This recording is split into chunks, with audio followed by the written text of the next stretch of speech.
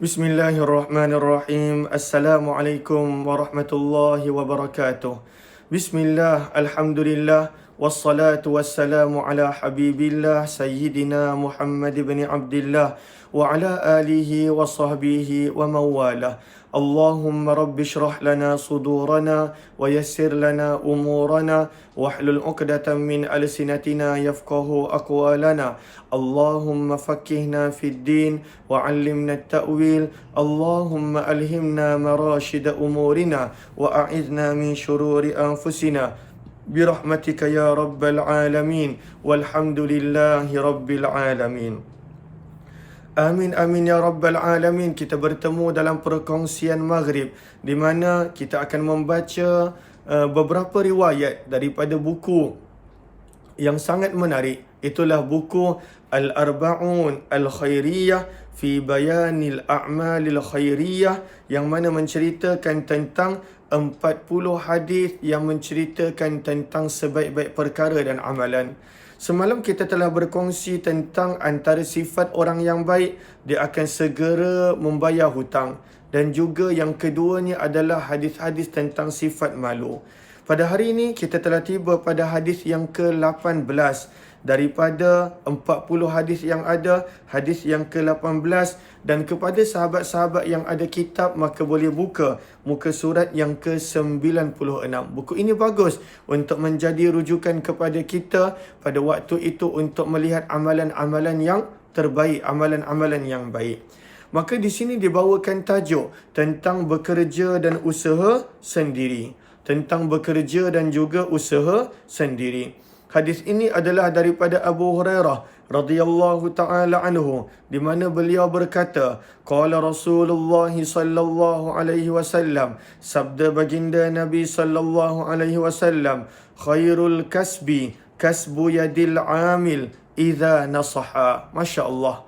Yang mana kadang-kala kita tak sangka ini pun adalah ibadah dan ibadah yang besar. Maka apa sabda Nabi sallallahu alaihi wasallam? Pekerjaan yang paling baik. Apakah pekerjaan yang paling baik? Adakah pekerjaan yang paling baik itu membina rumah Allah, membina rumah anak yatim ataupun apa? Maka di sini sabda Nabi sallallahu alaihi wasallam bahawa pekerjaan yang baik adalah apa jua amalan yang diharuskan, yang dibenarkan, namun syaratnya yang pertama adalah usaha seseorang dengan tangannya, dengan usaha dia, bukan pada waktu itu dia mengambil harta orang ataupun dia menipu orang ataupun mengkhianati orang. Tidak, usaha dengan tangan dia apabila bertujuan yang baik, idza nasaha. Lalu apabila seseorang itu bekerja, dan ketika mana dia bekerja dengan niat yang baik, dengan untuk melakukan yang terbaik, maka pada waktu itu adalah ibadah, bahkan disebut sebagai pekerjaan yang paling baik.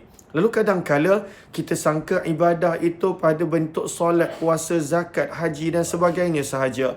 Tetapi percayalah bahawa sebenarnya bekerja itu pun adalah ibadah apabila tujuannya baik, apabila maksudnya adalah baik, dan apabila untuk menyampaikan kebaikan. Ini adalah hadis riwayat Ahmad, Baihaqi dalam Syu'abul Iman. Sebab itu, apa kata penulis buku? Sebaik-baik pekerjaan adalah usaha sendiri, bukan dengan cara menipu dan mengambil hak orang lain. Dalam sepotong hadis yang lain sabda Nabi sallallahu alaihi wasallam, wa qila ya Rasulullah ayyul kasbi atyab. Ada yang bertanya kepada Nabi, pekerjaan apakah yang paling baik wahai Rasulullah? Maka Nabi sallallahu alaihi wasallam menjawab, amalur rajuli biyadih. Pekerjaan seseorang itu dengan tangan dia, bukan dia mengambil hak orang lain. Wa kullu bai'in mabrur, dan juga setiap jual beli yang pada waktu itu dalam keadaan dipersetujui di antara penjual dan pembeli, iaitu jualan yang baik, perniagaan yang baik, jual beli yang baik. Hadis riwayat Musnad Ahmad, Hakim dan juga Baihaqi. Lalu dalam riwayat kedua ini kita ada penambahan bahawa jual beli yang baik pun adalah pada waktu itu pekerjaan yang baik ataupun hasil hidup yang baik. Sahabat-sahabat yang dirahmati lagi dikasihi oleh Allah Subhanahu wa taala, antara pengajaran yang kita dapat daripada hadis ini adalah pekerjaan pun adalah ibadah. Itu yang pertama. Yang kedua yang kita boleh dapat daripada ini adalah bahawa adanya galakan dan tuntutan untuk manusia itu berusaha sendiri, sama ada dalam bentuk bekerja ataupun dalam bentuk berniaga. Yang ketiga yang kita nampak adalah perlunya ketika mana seseorang itu bekerja ataupun berniaga bukannya untuk menipu, mengambil hak sesiapa, tetapi nasihat, dia perlu ada sikap pada waktu itu untuk mendatangkan kebaikan. Dalam berniaga, nak mendatangkan kebaikan kepada pembeli sebab supaya produk dia ataupun jualan dia ataupun barang dia boleh membantu orang tersebut, bukan sekadar pada waktu itu dia nak menipu ataupun dengan niat yang tak baik. Sama juga, seorang pekerja bila bekerja, dalam hadis ni sebut idza nasaha, apabila tujuannya baik, maka untuk mendatangkan kebaikan kepada orang sekelilingnya, kepada majikan dia, kepada syarikatnya, kepada apa pun, maka itulah yang disebutkan sebagai sebagai hasil yang baik, pekerjaan yang baik. Moga-moga ada sesuatu yang kita belajar daripada riwayat yang ke-18 ini. Pada riwayat yang ke-19, bagaimana dibawakan riwayat dengan tajuk bahawa berdamai dan menghubungkan silaturrahim pada waktu itu adalah sebaik-baik perkara, sebaik-baik mahar, sebaik-baik mas kahwin. Apakah maksud hadis ini? Jom kita baca terlebih dahulu. Hadis ini daripada Uqbah bin Amir radhiyallahu taala anhu. Kata Uqbah bin Amir, sabda baginda Nabi sallallahu alaihi wasallam, khairus sadaqi aisarah. Kat sabda Nabi sallallahu alaihi wasallam, sebaik-baik mahar adalah yang paling mudah. Apakah maksud sebaik-baik mahar ataupun mas kahwin adalah aisarah, yang paling mudah? Maka sebenarnya pengajaran daripada riwayat ini adalah apabila perkahwinan itu adalah untuk menghalalkan hubungan yang sebelum itu tidak halal. Perkahwinan tujuannya adalah nak menyelamatkan manusia daripada perbuatan zina. Perkahwinan tujuannya adalah mengikuti sunnah baginda Nabi sallallahu alaihi wasallam. Maka sebenarnya memudahkan perkahwinan, maka sebenarnya sesuatu perkara yang baik, sesuatu perkara yang digalakkan dan dituntut. Antara perkara yang menjadikan manusia pada waktu itu melambatkan perkahwinan ataupun merasa berat untuk berkahwin adalah pada waktu itu mas kahwin. Lalu sebab itu kata Al-Fadhil Ustaz Hazri, memudahkan perkahwinan dengan tidak meletakkan mas kahwin yang mahal sebenarnya sesuatu perkara yang amat baik. Lalu kenapa? Kerana nak mempermudahkan orang-orang muda untuk berkahwin, kerana pada waktu itu mereka pun baru mula bekerja ataupun mungkin ada yang belum mendapat pekerjaan. Maka nak mempermudahkan mereka berkahwin supaya dielakkan daripada sosial dan juga daripada kerosakan akhlak, apatah lagi daripada zina.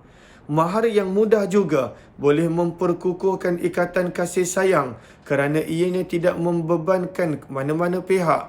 Maka sebab itulah sabda Nabi sallallahu alaihi wasallam, khairun nikah aisarah. Sabda Nabi sallallahu alaihi wasallam, sebaik-baik nikah adalah yang pada waktu itu nikah yang mudah. Nabi sallallahu alaihi wasallam juga bersabda, yang tadi adalah riwayat Abu Daud. Sabda Nabi sallallahu alaihi wasallam, min yumnil mar'ah an tatayassara khitbatuha wa an yatayassara sadaquha wa an yatayassara rahimuha. Sabda Nabi sallallahu alaihi wasallam, termasuk berkatnya seorang wanita sebagai isteri itu. Apakah keberkatannya? Yang pertama, mudah untuk melamarnya. Mudah untuk melamarnya. Itu antara tanda keberkatan wanita itu sebagai isteri.